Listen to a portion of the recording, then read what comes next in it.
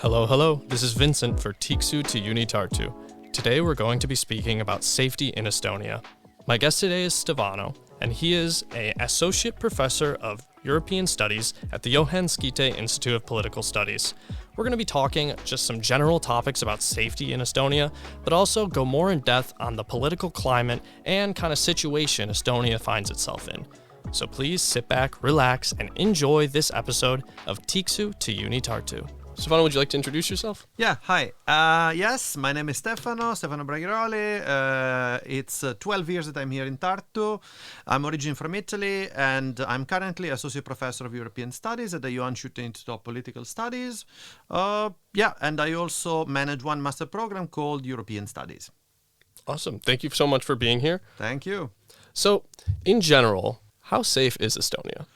Well, I would say that, of course, if we really talk in general on a scale, let's say from, 0 to 100, I would really rank Estonia fairly high in terms of safety. And here I'm talking about, feeling safe. Mm-hmm. When you go around, when, you walk in the streets of Estonia, of Tartu, I would say that in general, very rarely I can say that I felt any sense of insecurity.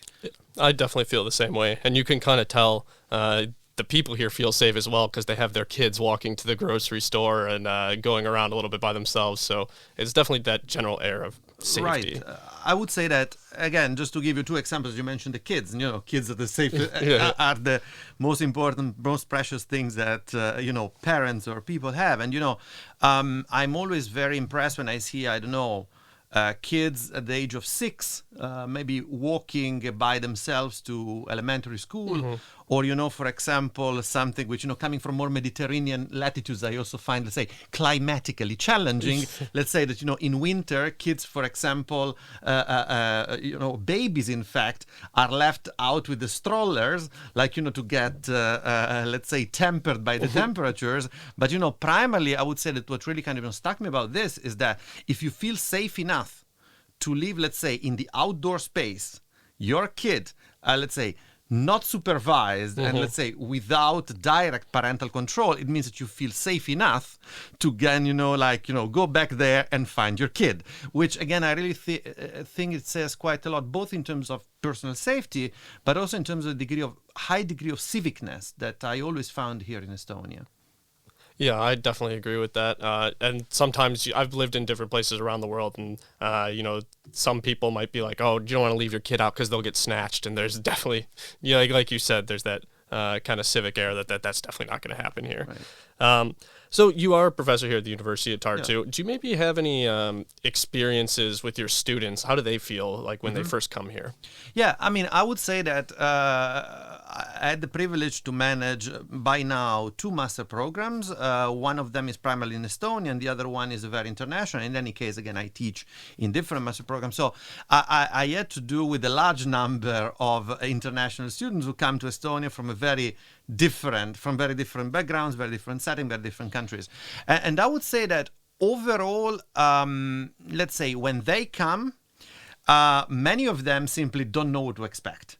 Of course, let's say we have activities to kind of prepare them. Mm-hmm. We had, of course, like webinars and discussion before they come here. When they come here, of course, they generally come to a country that not always they know quite well. Mm-hmm. But I would say that overall, over the span of maybe a couple of months, the large majority of them tend to feel quite at home here in Tartu. That I would say is a fairly general perspective.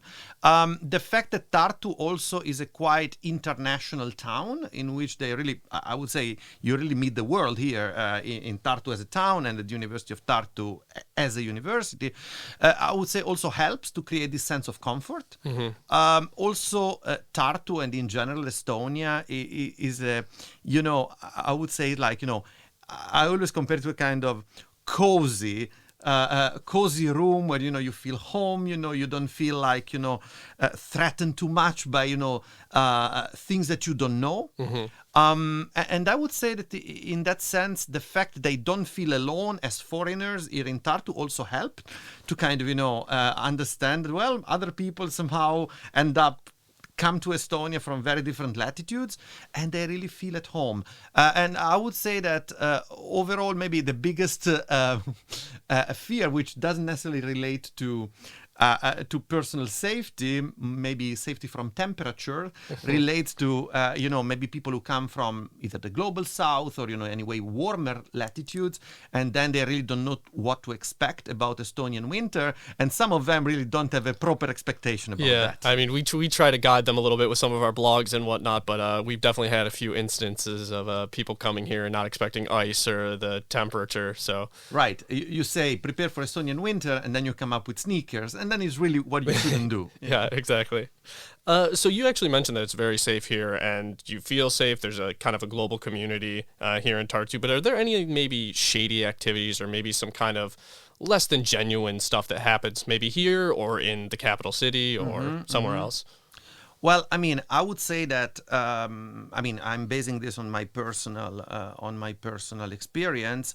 In general, of course, in every country and in every town and in every city, you have a kind of some degree of shadiness, right? Yeah. I would still say that this, of course, is present in Estonia as much as everywhere in the world. I still would say that I feel fairly safe when I go to a cafe, leave my wallet on the table, and then go to order the coffee, and return and be fairly confident I find it there, something I wouldn't do in my home country. But again, if we have to think about some shady activities and so on, well, I would say, of course, the more you move away from, let's say, formal economy and let's say from, formalized ways of interacting. So I don't know, for example, buying something from foreigners or, online trade. Well, of course, that is where you might find certain, let's say, activities which are either not fully regulated or they might go in the direction of. Maybe a couple of things of this, if I may follow up from here. Oh, go for it. So the first thing is that, yes, for example, I have received some, let's say, scam online, also in Estonian. So it was definitely developed for the Estonian market. Or again, I've heard that, not by my personal experience, but somehow that a friend of mine had bought in the past a car, and then that car basically from a private, and then that car didn't really kind of, deliver the way it was supposed to deliver. Yeah. But I would also say that, while these things happen pretty much all over the world, I think in Estonia you have a fair amount of antibodies provided by Estonia itself in order to kind of minimize this. I know, for example, when it comes to scam online, Estonian police has developed a very nice system of kind of an it's called like e-policeman, someone that you can contact very informally in the social networks and kind of express your concerns, and there is even a much less formal way than going to the police station, advice and ideas on how to deal with that. That also, by the way, relates to for example, online shaming, hate speech and so on and so forth. And the other thing has to do with, let's say, buying, for example, a vehicle, as I said before. Unlike in many other countries, including mine of origin, I'm originally from Italy, which tends to be very bureaucratic and not always transparent. If I buy a car in Estonia, basically I can put the car plate of the car in the online portal of the road administration, and basically see the entire history of that car. Which means that then if I don't do it, of course it's my responsibility, but I have all the tools to prevent being cheated. Yeah. You mentioned that you can put in the online portal. I know that Estonia is very digital, very digitalized, and there's a lot of personal information from the government and from different organizations that's being put online. Do you think that poses kind of a threat to have all your information online like that? Well, it might be that I've been in Estonia for too long. So, my answer might be somehow, let's say, also affected by the fact that living in an e-state, and I would say Estonia is clearly an e-state, presents you with a lot of advantages and makes your life fairly uncomplicated. I would say that much has to do with the degree of trust that we have with the public institutions. And I think in Estonia, overall, we have good reasons to have good trust in public institutions and in the fact that they will not abuse the data that they have access to. But maybe one thing that here I would say about, let's say, the publicity and openness of data is that regardless of how much is shared through the official portals in Estonia, again, state portals, local portals, again, of administration, you will always be in control to know who has access to your data. So what I'm saying is that you can simply go to the state portal that collects this information. That's basically estonia.ee. And there you can basically find who has access to your data, who had access, and in fact you can also limit access to that. And maybe the last thing about this, Estonia is a very highly digitalized country, but it's the right of every citizen, every resident still to perform any service which is offered online also on paper. Of course, that will be a bit more complicated to do, but it's always possible to have a paper alternative to an online service. Yeah, but those are probably definitely slower. Yes, of course. As in every bureaucracy, right? Yeah, definitely. So we're going to kind of switch gears a little bit here. I wanted to ask you a big thing that we get and a lot of questions that we receive as student ambassadors is generally the geopolitical location of Estonia and the proximity to Russia. How do you feel about like being here and the location, the safety of Estonia in general? Right. I think that this is also something that I do for work. In a way, I look quite a bit at Estonia's international context and in dynamics of international relations. So I would say that the bad thing of geopolitics is that you cannot change the part that relate to geo. So geography is there, it stays there, and very rarely changes. The good thing is the second part, the one that relates to politics.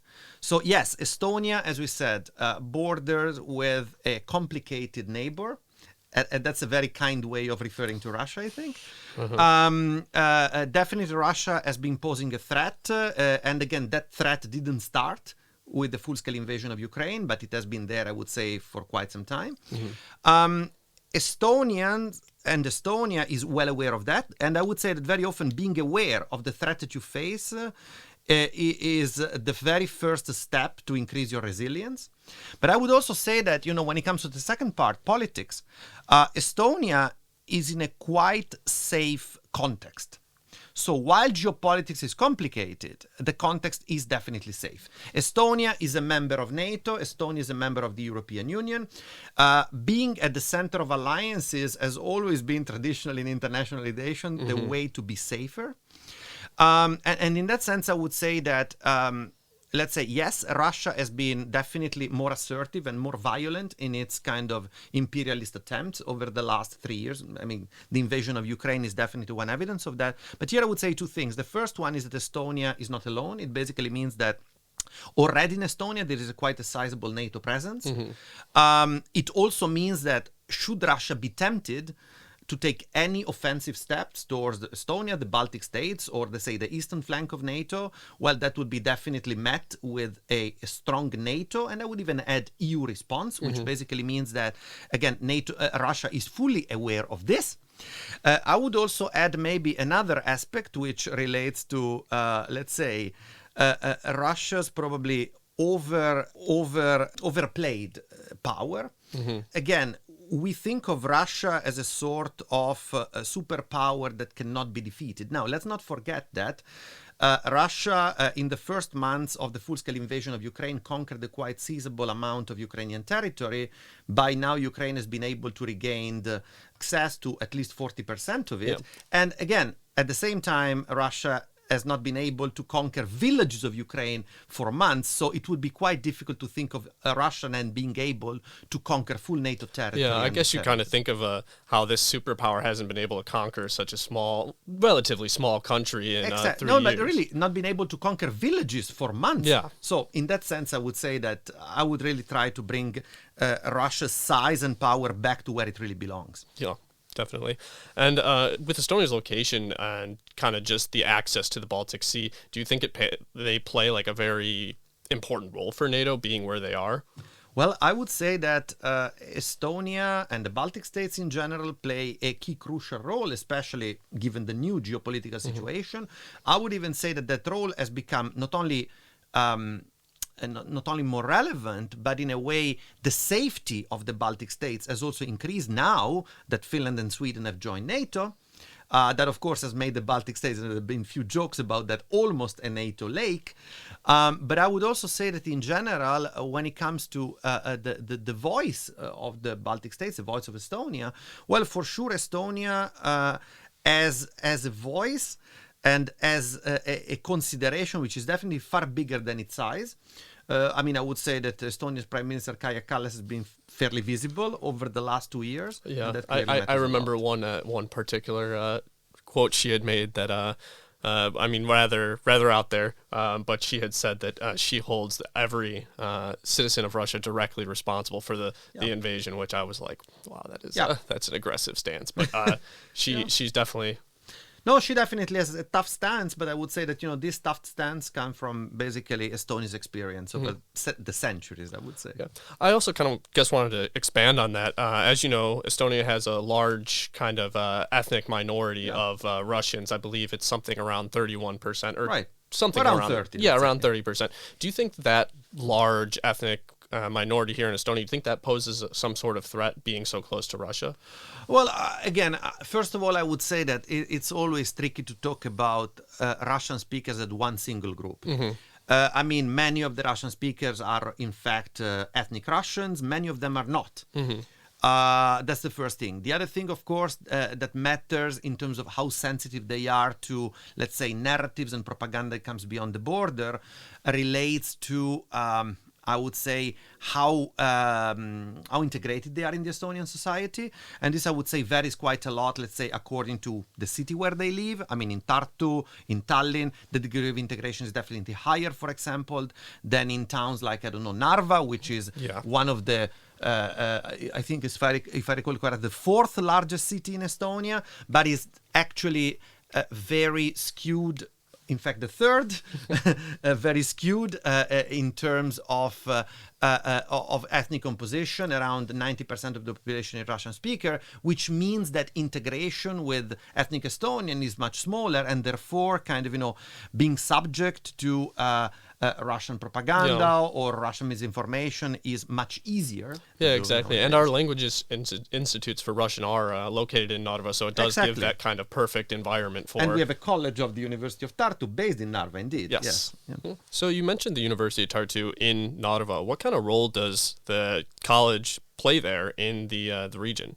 Well, I would say that first of all, the college, the Narva College of the University of Tartu is quite relevant. I would say probably the main cultural and academic hub in the region of Narva and in Narva proper as a city. I think it has been one of the key vectors, in fact, of integration of the Russian-speaking population of Ida-Virumaa, let's say, as part of the broader Estonian nation. And in that sense, I would also say that it has maybe two important points that I would like to stress. The first one is that it has been a very practical, good tool, let's say, for the local population to kind of, familiarize more and more, again, with the national language of Estonia. And the other one, it has been also a very important tool for the training of teachers. And this means both in the first level of education, in the second level of education, in schools in the region, and in fact, I would say in the broader Estonian context. So I want to try to switch gears again. I want to kind of ask you a little bit about the environment. Does it pose any threats here? I know I see a lot of news stories about bears wandering into the towns or maybe something else like that. And from where I'm from, the worst thing you're going to see is maybe a fox or a stray coyote or something. But does the environment play any threats here in terms of animals and whatnot? Well, I would say I like to think of the environment of Estonia as something which is fairly far from threat. I think that the fact that Estonia is so green, the fact that more than half of the country is really literally covered in forest, and the fact that in Tartu we have really forest and really green that comes very much into the town is a plus rather than minus. In terms of how much of contacts we have with the nature again, and we mean like creatures of the nature. Well, I would say that, of course, having the forest coming pretty much to the town exposes us again, yes, to having quite interesting encounters with the creatures. I mean, in my neighborhood, we had the past summer a lynx. Oh, yeah. Walking around. And again, definitely it's not difficult to see foxes or to see storks, which is something, in my latitude, I definitely wasn't used to. Again, yes, we had a couple of times news of bears, generally not, let's say, adult bears wandering around, let's say, at the outskirts of the town. But I would say that if you have, let's say, concerns, in terms of bears attacking or, being victim of some sort of, snow tiger snow mountain tiger, I would really say that kind of actual contacts between wild animals and humans are extremely rare. And I would say that, in fact, let's say, as I am here, I never heard of kind of, how can I say, dangerous and then again, kind of problematic contacts between humans and animals.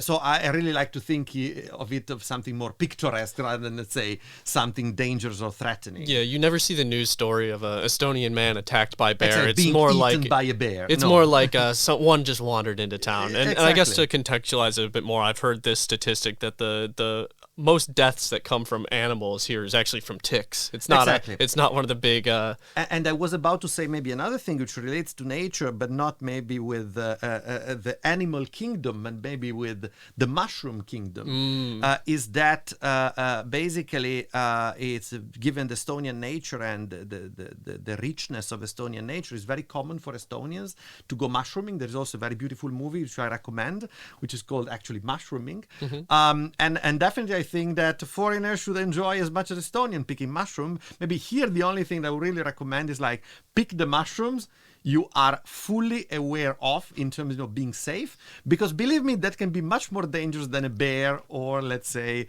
of a lynx. Yeah, definitely. I've gone into the forest and I've seen those little ones that kind of look like Mario mushrooms, and you see like a dead mouse next to it, and you're like, maybe I shouldn't eat that one. Let me put it this way. I'm no expert, but for example, I can already tell you that if you see that beautiful red mushrooms with the white dots on top, don't go for that. Yeah, that's what I was aware of as well. So in terms of medical care, how do you feel the quality of medical care in Estonia is? Well, let's say, of course, this is a topic that, the least you have to do with it, the better it is, right?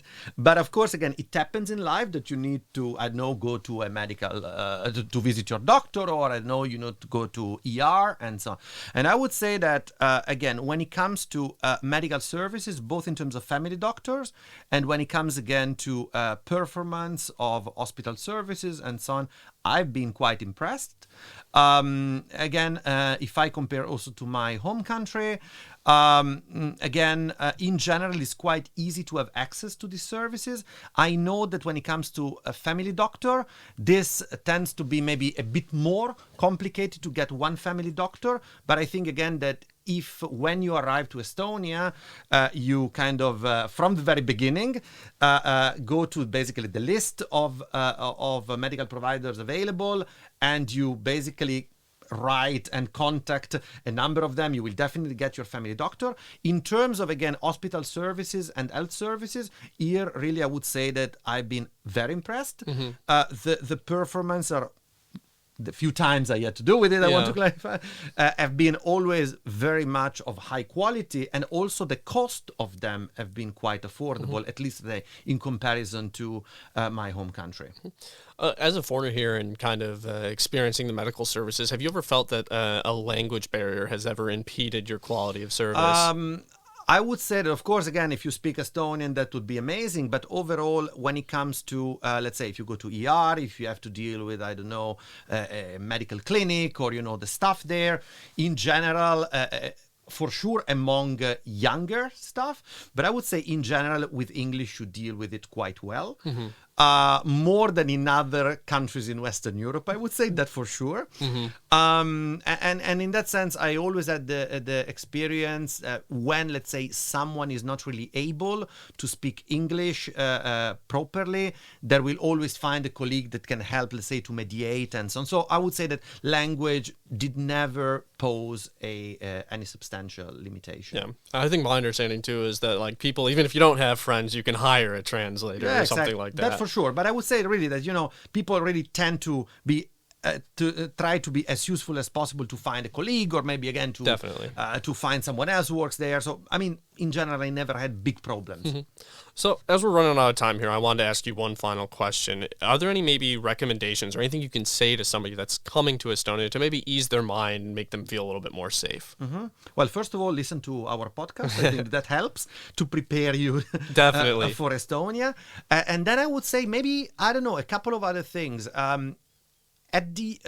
If you have to prepare yourself to come to Estonia, maybe one thing would be to get in touch with people from your own country or from neighboring countries that are studying already at the University of Tartu. They can give you quite a bit of an idea of how it is here and so on. We have also at the university a very nice initiative which is called like International Student Ambassadors. You might find someone who is from your own country, and this person probably the most competent to give you some good ideas and some, let's say, tasting of what Estonia is about, not from, let's say, the professor or the administration perspective, but really of a fellow that pretty much went through the same challenge. Yeah, that first-hand experience. Yeah, exactly. Yeah. All right. Well, that's all the time we have today. Thank you so much for joining me, Stefano. Thanks a lot to you. It was very nice to talk to you. Thanks again, and this has been Tiksu to UniTartu. Thank you again for tuning in to another episode of Tiksu to UniTartu. We hope you had a chill time with us. Make sure to follow the University of Tartu social media channels on Facebook, Instagram, X, and LinkedIn. And if you have any questions for us about the podcast or topics you'd like us to cover in the future, then let us know. And this has been Tiksu to UniTartu.